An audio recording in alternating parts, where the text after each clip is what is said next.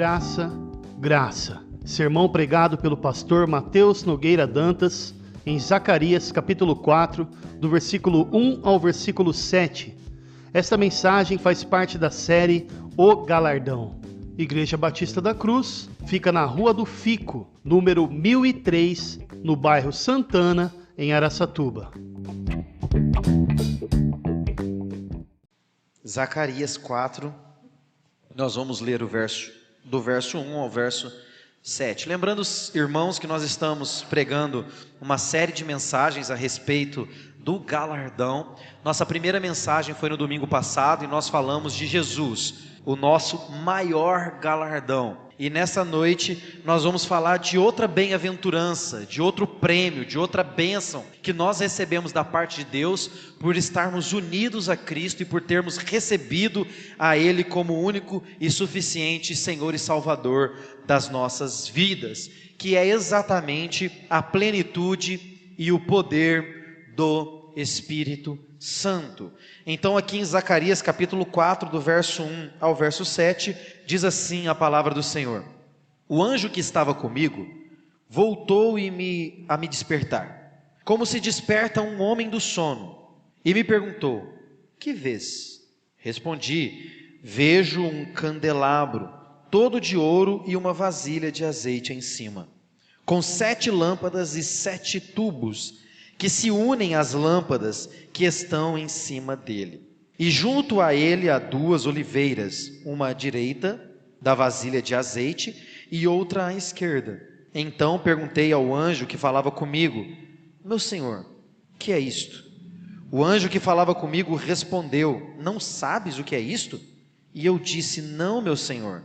Ele me respondeu: esta é a palavra do Senhor a Zorobabel, não por força, nem por violência, mas pelo meu espírito, diz o Senhor dos exércitos. Quem pensas que és, ó montes majestosos? Diante de Zorobabel te tornarás uma campina, e ele trará a pedra angular com aclamações: graça, graça. Amém. Vamos orar mais uma vez. Pai eterno, Pai de amor, Pai de toda misericórdia, de toda consolação, que nesta noite possamos ser encorajados pela Tua palavra, pelo Teu Espírito, a termos uma vida superlativa, poderosa, gloriosa no Espírito Santo de Deus. Para isto, Senhor, fala conosco, tira dos nossos ouvidos todo o tampão espiritual. Se porventura há escamas nos olhos, Senhor, faça elas cair diante da luz poderosa da Tua palavra. E Senhor, a semelhança do que o profeta Jeremias orou, nós pedimos: troca o nosso coração, tira o coração de pedra e põe no lugar um coração de carne, um coração sensível ao Teu toque, um coração sensível à Tua voz, e que nesta noite possamos ser transformados. Nós oramos confiados, não na nossa inteligência, na nossa capacidade, na nossa interpretação, mas exclusivamente no Teu Espírito, na Tua palavra revelada, a Escritura que está em nossas mãos, no Teu poder, na Tua graça, na Tua misericórdia, na Tua bondade. E tudo isso em nome de Jesus. Amém e amém. Glória a Deus. Muito bem, irmãos, nós estamos diante de um profeta que tem uma característica que eu gostaria muito de ter, mas por vezes me falta. Esse profeta, o profeta chamado Zacarias, tem um nome que significa o Senhor se lembra. Muito propício Deus levantar um profeta chamado Zacarias nesse tempo. Um tempo onde o povo estava vivendo no cativeiro babilônico, já fazia 70 anos. E aqui e agora, Deus decide acabar com esse jugo e com esse juízo que estava já profetizado por Jeremias lá atrás, que ficariam, e também Isaías, e ficariam por cerca de 70 anos no cativeiro babilônico. E agora, eles estão em um momento totalmente diferente, regressando do cativeiro, libertos por Ciro, voltando para a terra de Judá e sua capital.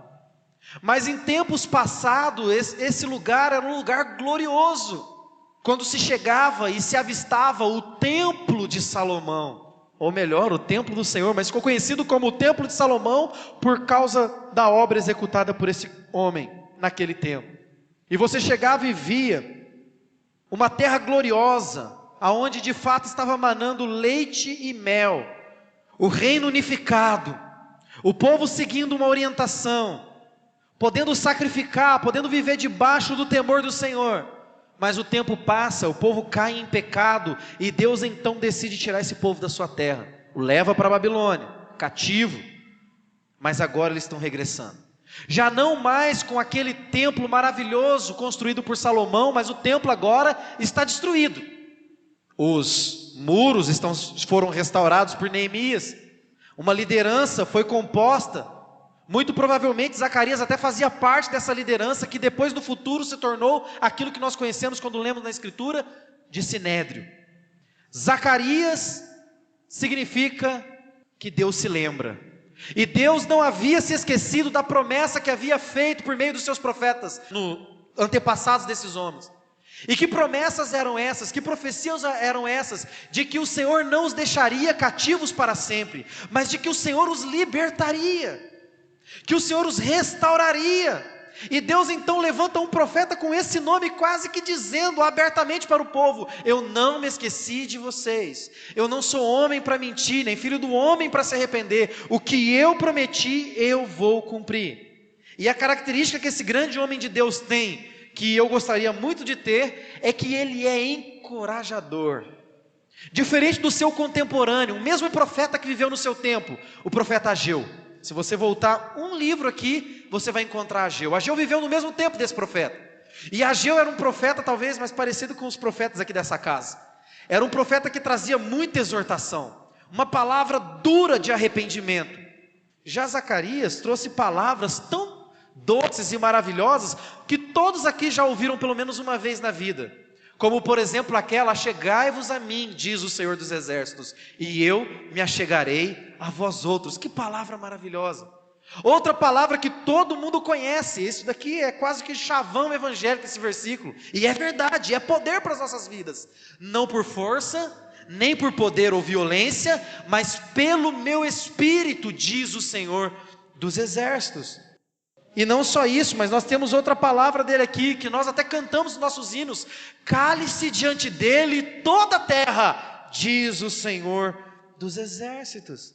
Uma outra palavra maravilhosa, encorajadora para nós, que nós encontramos em Zacarias é: não mexam com o meu povo, porque ele é a menina dos meus olhos.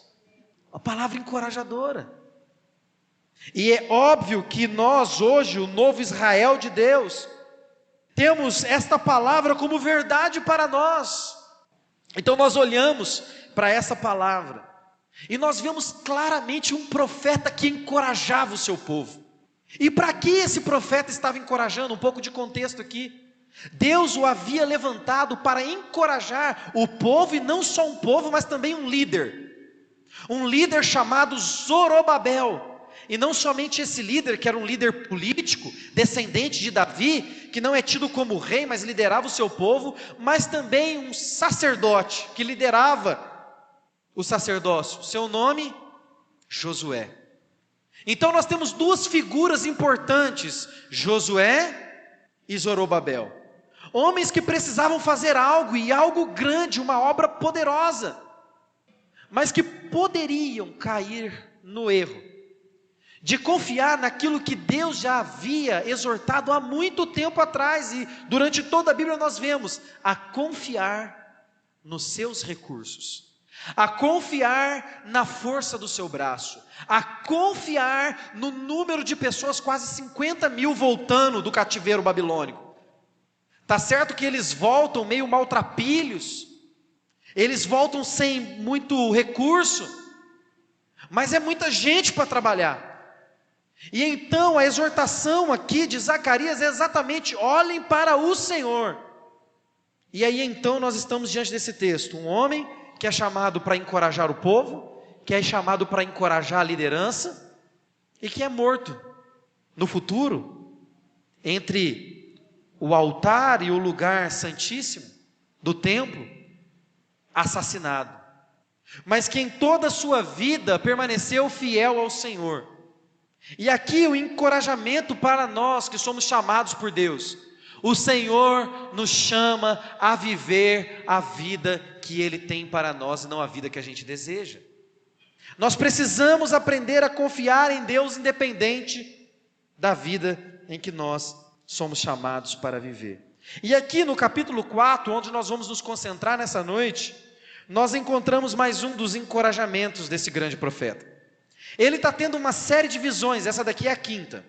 E é interessante a palavra de um grande homem de Deus chamado John MacArthur, que ele diz que Zacarias estava tão cansado das visões que ele havia visto, cansado no sentido não de cansaço físico, mas de pressão e opressão e de pressão pelas visões que ele estava recebendo, que o anjo do Senhor precisa aparecer a ele e como que despertá-lo de um sono. Não diz que ele estava dormindo, mas diz que o sacode como tipo assim: olha, acorda, desperta, eu tenho uma palavra para te dar. Ele estava cansado, ele estava sobrecarregado, mas Deus ainda queria falar com este homem. Deus ainda queria usar este homem. Deus ainda queria mostrar para ele mais uma visão, a quinta visão. Se você fechou sua Bíblia, mantenha ela aberta como de costume, nós vamos olhar para esse texto. No versículo 1, a palavra de Deus vai dizer: o anjo que falava comigo voltou a me despertar, como se desperta um homem do sono. Como é que desperta um homem do sono? Bom, depende. A verdade é que ele estava sonolento, a verdade é que ele estava cansado e ele precisava ser despertado. No versículo 2, a palavra de Deus vai dizer: e me perguntou: Zacarias, o que você está vendo? Zacarias, o que você está vendo? Quantas e quantas vezes na nossa vida nós estamos tão sonolentos, nós estamos tão dispersos, que perdemos aquele estado que Deus nos chamou, nós que somos os seus filhos, para viver, um estado de contemplação. Nós não percebemos o que Deus está fazendo. Isso aqui não tem muito a ver com o que está acontecendo na verdade, mas é um alerta para nós aqui. O que você está vendo? Qual a sua percepção? Para onde você está olhando? O que você está esperando? O que Deus está te mostrando? Para onde Deus quer te levar? O anjo do Senhor pergunta a Zacarias: o que você está vendo? E ele responde: eu vejo um candelabro todo de ouro, e uma vasilha de azeite em cima, com 7 lâmpadas, e 7 tubos, que se unem às lâmpadas que estão em cima dele. E junto a ele 2 oliveiras, uma à direita da vasilha de azeite e outra à sua esquerda. Então perguntei ao anjo que falava comigo: meu senhor, o que é isto?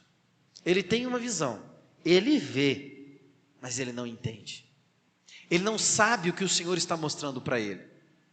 Na verdade, irmãos, essa pergunta é um tanto quanto irônica, porque para qualquer judeu daquele tempo, que estava indo reconstruir o templo, saberia que os candelabros, que esses vasos, eles tinham por certo uma certa semelhança com aquilo que se encontrava no templo, e que este candelabro, esses 7 lâmpadas e 7 tubos, e este azeite tinha uma simbologia. É preciso lembrar que o livro de Zacarias só fica atrás do livro de Isaías no que tange a visões e profecias messiânicas e proféticas e escatológicas. Nós estamos, por assim dizer, diante de um livro um tanto quanto apocalíptico, com certas figuras, e essas figuras têm que nos trazer à memória aquilo que significava. E durante todo o Antigo Testamento, o que significava o azeite? O que significava os candelabros? O que significava a luz? O que significava aqueles vasos? Senão a presença gloriosa e poderosa do nosso Deus. E para ser bem mais específico, o azeite simbolizava o Espírito Santo de Deus, que trazia luz para os candelabros. Jesus no Antigo Testamento também mostrou para João Batista certos candelabros, certas luzes, e ele disse para João o que era aquilo. A igreja, o povo de Deus, que Deus chamou para iluminar o mundo. 7 tubos, 7 lâmpadas. Por que 7?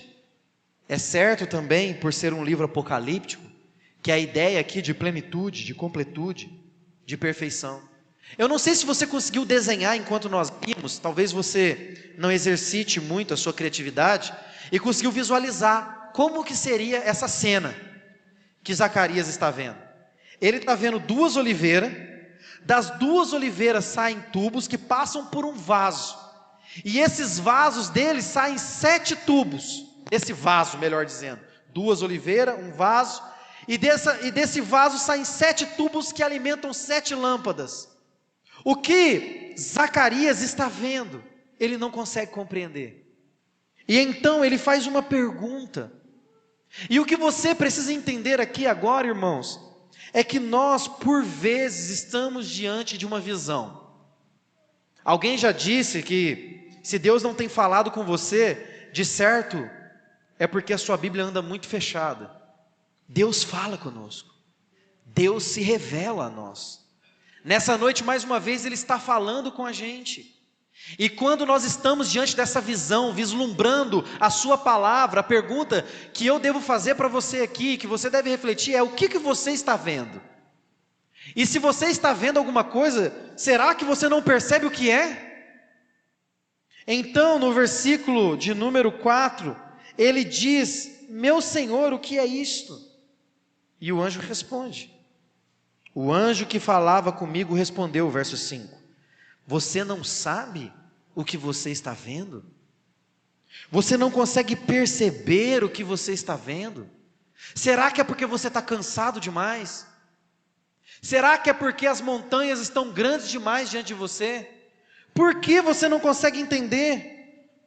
Não sabes o que é isso? E ele, talvez um pouco envergonhado, meio sem graça, responde: não, meu Senhor, eu não sei.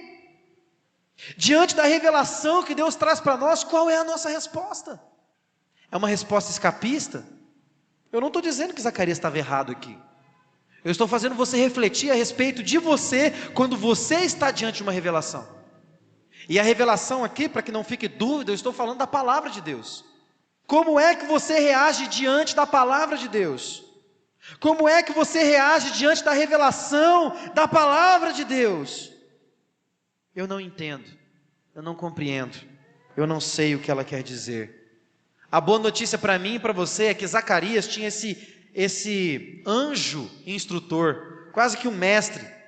Mas nós temos muito mais do que um anjo, nós temos o Espírito Santo de Deus, que nos revela tudo o que precisamos saber por meio da palavra revelada. Ele nos traz luz, Ele ilumina a nossa mente. Você tem o Espírito Santo. E se Zacarias podia perguntar para um anjo, você pode perguntar para Deus: Senhor, o que é isso que o Senhor tem me mostrado? A grande questão é que talvez não haja nada diante dos seus olhos, porque por certo, muitos estão correndo da presença de Deus. Não é diferente esse tempo, daquele tempo em que o povo dizia: mostra-nos a tua face, Senhor, mostra-nos a tua glória. E Moisés diz: tá bom, o Senhor mostrará. Mas passado alguns dias, 3 para serem mais exatos, quando o Senhor se revela no monte, o povo diz: Senhor, não queremos te ver, não queremos te ouvir, não queremos estar diante de ti. Revele-se somente a Moisés. Como nós reagimos diante desse galardão, diante dessa revelação, diante dessa presença maravilhosa do Espírito Santo? No versículo 6, o anjo começa a explicar do que se trata a revelação, e ele vai dizer: ele me respondeu: esta é a palavra do Senhor a Zorobabel, não por força, nem por poder, mas pelo meu Espírito, diz o Senhor dos Exércitos. Versículo 7, quem pensas que és, ó monte majestoso? Diante de Zorobabel te tornarás uma campina, e ele trará a pedra angular, com aclamações, graça, graça. Preste atenção. 2 coisas são claras nesse texto. A primeira, que a visão que ele tem dos candelabros, dos 7 tubos, das 7 lâmpadas, do vaso, das 2 árvores, são expressões da presença de Deus. A única coisa ali que não simboliza a presença de Deus são as duas oliveiras. No versículo 14 ele vai explicar o que é. As duas oliveiras são Zorobabel e Josué. Um líder político e um líder religioso. Esses dois eram as oliveiras. O que Deus está dizendo é que vai derramar bênção sobre o povo, mas vai usar os seus líderes. E que a presença de Deus jamais cessaria. É uma ligação direta. Deus derramando azeite sobre o povo, a fim de que a lâmpada não se apague. O que Deus está fazendo através de Zorobabel é aquela palavra que diz: não piseis a cana torcida, nem apagueis o pavio que fumega. O que Deus está dizendo é: eu vou trazer luz sobre vocês, por mais que vocês não se arrependem, por mais que vocês muitas vezes continuam no pecado, a minha unção e a minha presença na pessoa do Espírito Santo será com vocês. Reconstruam o templo, façam a obra que eu chamei vocês para fazer, é isso que o Senhor está dizendo. E o que há de incrível aqui, é que Deus estava falando com Zacarias, mas a mensagem não era para Zacarias, a mensagem era para Zorobabel. Deus acorda Zacarias e diz para ele: levanta, acorda e diga a Zorobabel. O que você tem a dizer a Zorobabel? Se de um lado a primeira coisa é que a presença de Deus é real, de outro lado é o segundo ponto, nós precisamos aprender a confiar na força de Deus. A mensagem de Deus para Zorobabel é: não confie em você, não confie nos 50 mil que estão vindo com você, confie em mim. É o meu azeite, é o meu galardão, é o meu presente, é o meu espírito que será com você, Zorobabel. Zorobabel era da linhagem de Davi. Zorobabel era líder religioso. Zorobabel tinha uma grande cidade nas suas mãos. Zorobabel tinha também uma liderança religiosa. Zorobabel tinha também a palavra de Deus, de que o Senhor seria com ele. A grande questão é que por vezes na nossa vida, nós nos pegamos confiando em coisas, em negócios, em palavras de homens, em sistemas, em governos. Eu vi uma frase, hoje inclusive, acho que foi meu pai que me mostrou no celular, foi hoje mesmo, enquanto nós estávamos fazendo essa parede aqui. A frase diz assim: estão soltando os bandidos, mas eu não me preocupo, o diabo está solto também e Deus tem me guardado. A pergunta é: no que nós confiamos? Obviamente que nós não vamos nos dobrar diante dos sistemas corruptos. Deus nos chamou para ser luz e nós seremos, e brigaremos para que as coisas continuem a glorificar a Deus, ou se não estão, que comecem a glorificar a Deus. Não vamos deitar em berços esplêndidos diante dos malfeitores. Mas a questão é que nós não dependemos dos sistemas, não dependemos das promessas dos homens, nós não dependemos dos recursos que Ciro enviou para nós, nós não dependemos do governo, nós não dependemos do dinheiro, nós não dependemos do nosso trabalho, nós não dependemos de ter uma conta no banco, uma poupança cheia.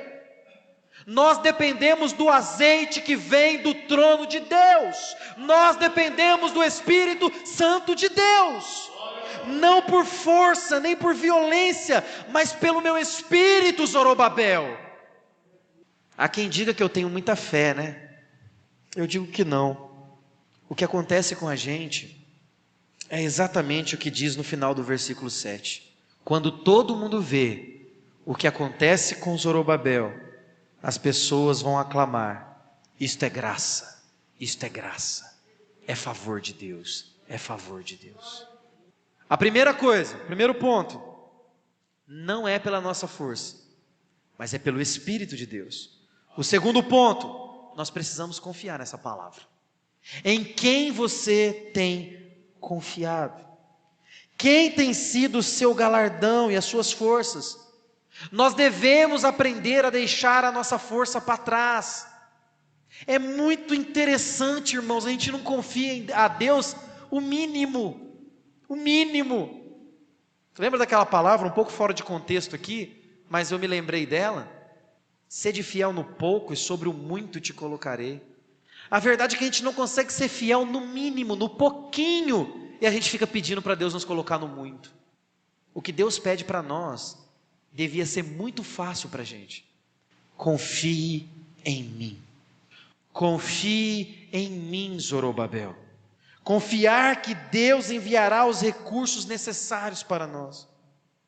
Qualquer coisa que construirmos, qualquer plano que for feito por homens, falhará, sempre e totalmente. Mas aquilo que é construído por Deus, sobre a sua soberania, sobre a sua palavra e sobre a ordem do eterno, prosperará. Para de construir com as suas mãos. Para de fazer com as suas forças. Eu quero dar uma notícia aqui para você, talvez para alguns vai ser destruidoras de sonhos, mas é a verdade.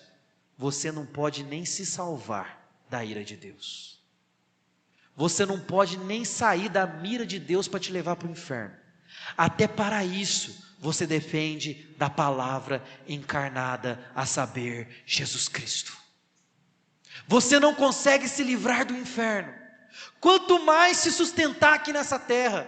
A boa notícia para mim e para você é que o Senhor está de braços abertos, levantando os seus profetas, acordando e sacudindo eles, para dizer para o seu povo: não por força, nem por poder, mas pelo meu Espírito, diz o Senhor. Zorobabel não devia se concentrar nos obstáculos. Verso 7. Quem pensas que és, monte majestoso? Diante de Zorobabel te tornarás uma campina, e ele trará a pedra angular com aclamações, graça e graça. É interessante aqui, o que significa essa montanha majestosa? Significa todo o obstáculo que tivesse diante de Zorobabel. E é interessante o que Deus diz para Zorobabel e fala aos nossos corações. Deus não fala assim para Zorobabel: Zorobabel, pode ir em frente, que as planícies, que as montanhas se tornarão planície. Não, Deus fala com a montanha. Às vezes a gente está esperando Deus falar para a gente: fica tranquilo, eu vou remover esse problema, fica tranquilo, eu vou abrir essa porta, fica tranquilo, eu vou mudar essa circunstância, e você acha que Deus está em silêncio. Mas deixa eu te falar uma coisa que está nessa palavra: tem vezes que Deus não fala com a gente, mas Ele fala com as montanhas, mas Ele fala com os nossos problemas, mas Ele fala com as nossas circunstâncias, e a palavra dele é clara: se você confiar em mim, Zorobabel, eu vou falar para as montanhas, vocês se tornarão planícies. Sabe o que é planície, irmão? É terreno plano. Eu me lembro daquela palavra Apocalipse que diz que quando Jesus vir em glória e botar os seus pés sobre o Monte das Oliveiras, o Monte das Oliveiras se derreterá sobre os seus pés como uma cera perto do fogo, e no seu meio nascerá um rio. As montanhas são como cera diante da glória do nosso Deus. Qual é o seu problema? Qual é a sua dificuldade? Para Zorobabel eram os inimigos que o cercavam. Para Zorobabel era a falta de recurso para terminar a reconstrução do templo. Para Zorobabel era o povo seguir as suas ordens. Para Zorobabel era o povo obedecer à lei de Deus. Mas Deus olha para o monte, para a montanha e diz: você vai se tornar planície diante de Zorobabel. Você se tornará uma campina. E ele vai passar em cima de você, trazendo a pedra angular, trazendo a pedra que sustenta, a principal pedra que sustenta toda a construção. Irmãos, se você está achando que Deus está em silêncio, você ainda não conhece o nosso Deus. Você não conhece o nosso Deus. Você precisa abrir a Bíblia e começar a olhar mais para o que Deus faz. Nada será obstáculo para Zorobabel. Enquanto Zorobabel confiar no seu intelecto, na sua força, na sua estrutura, naquilo que ele pode fazer, tudo pode ruir. Eu me lembro aqui agora daquela palavra do Russell Shedd, Dr. Russell Shedd. Perguntaram para ele: doutor, o homem pode perder a sua salvação? E a resposta dele é essa mensagem para Zorobabel. Ele disse: depende de quem salvou você. Se foi um homem que te salvou, se foi você mesmo que se salvou, você pode perdê-la. mas se foi Deus, você não pode perder. Para não ficar nas palavras de Russell Shedd, vamos citar Jesus Cristo. As minhas ovelhas estão nas minhas mãos, e de lá ninguém pode tirá-las. Quem é o valente que consegue ficar de pé diante do nosso Deus? Você está nas mãos dele. Quando tudo diz que não, a voz de Deus nos encoraja a prosseguir. Você está seguro, ainda que os montes se abalem, ainda que a terra estremeça, eu não me abalarei, pois a minha confiança está no Senhor que fez os céus e a terra. A minha confiança está nele. Aonde está a tua confiança, irmão? Quem é o teu Senhor? O meu Deus está falando com as minhas montanhas, e elas vão se tornar terrenos planos diante de mim. Diante de mim não há morte, porque o meu Jesus venceu a morte. O pecado já não me amedronta mais, porque Ele me libertou da escravidão do pecado. O diabo não me amedronta e nem pode me acusar, porque Jesus mesmo morreu no meu lugar. Graça, graça é o que o povo de Deus clama, porque a voz dele se faz ouvir por toda a terra. E Zorobabel e Zacarias vai dizer: não toque nos meus filhos, porque são meninas dos meus olhos. E Zacarias vai dizer: meu espírito será com vocês, vocês não precisarão usar de força. E Zacarias vai dizer, usado por Deus: cale-se diante dele toda a terra, diz o Senhor dos exércitos. O nosso Deus é poderoso. O nosso Deus é soberano. O nosso Deus é criador. E Ele não é qualquer criador. Ele não é um criador nos nossos parâmetros. Ele traz à existência o que não existe. O nosso Deus é El Shaddai, todo-poderoso. O nosso Deus é o nosso resgatador, o nosso remidor. O nosso Deus é aquele que remove as montanhas. O nosso Deus é um rolo compressor contra as pequenas montanhas que se levantam diante de nós. Confie nele. Entrega o seu caminho a Ele, e o mais Ele fará. Você será uma planície diante de mim, montanha, porque eu não estou sozinho. Porque eu não estou sozinho. O meu Senhor está comigo. Vamos ficar em pé, o louvor pode vir aqui. Eu quero ler um último versículo para nós encerrarmos.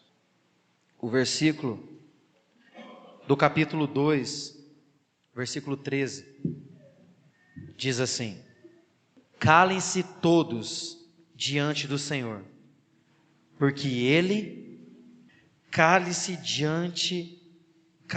todos diante do Senhor, porque Ele se levantou da sua santa morada. É por isso que eu me calo. É por isso que eu confio, porque meu Deus, Ele está de pé. Porque o meu Deus se levantou da sua santa morada. E nós nessa noite estamos diante da mesa dEle. E nós vamos nos alimentar de Cristo. Esse Espírito que é um galardão do Senhor para nós. Ele nos levanta nessa noite até os céus e nos faz sermos alimentados do verdadeiro maná, do pão vivo que desceu do céu. E aqui agora nessa noite, eu não sei se a igreja subiu ou se o céu desceu. A ceia do Senhor é a junção do eterno com o terrenal, do poderoso com o fraco, do ilimitado com o limitado. Ele está aqui, porque a sua palavra está aqui.